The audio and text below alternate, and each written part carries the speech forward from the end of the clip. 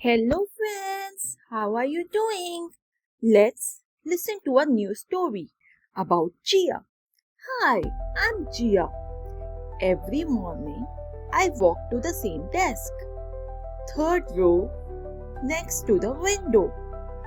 See here, my chair knew exactly how I sat during the drawing time, and I didn't know a classroom could feel like home, but mine did. You know why? Because it was beautiful class.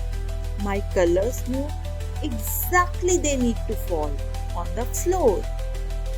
And all the colors used to go round and round.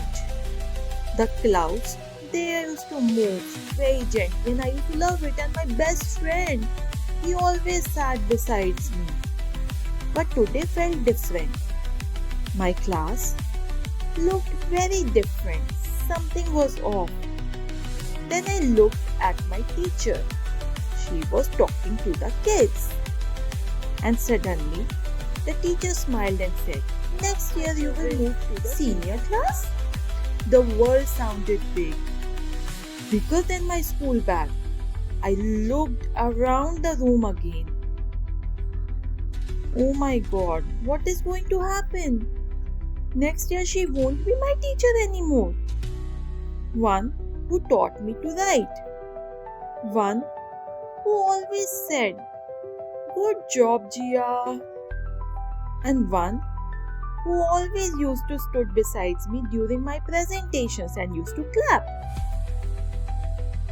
Now someone new will come. I wondered, will the new class know my favorite seat? Or will the new color understand my writing? Will the new window show the same clouds? And will my golden star still shine? School looked the same, but everything was different. I walked out slowly, not because I was sad, just because I understood something. Growing up is strange, very strange. You move forward, but your heart always looks back. But when I reached the school gate, I again turned back, just to see my classroom. Because growing up is strange, isn't it?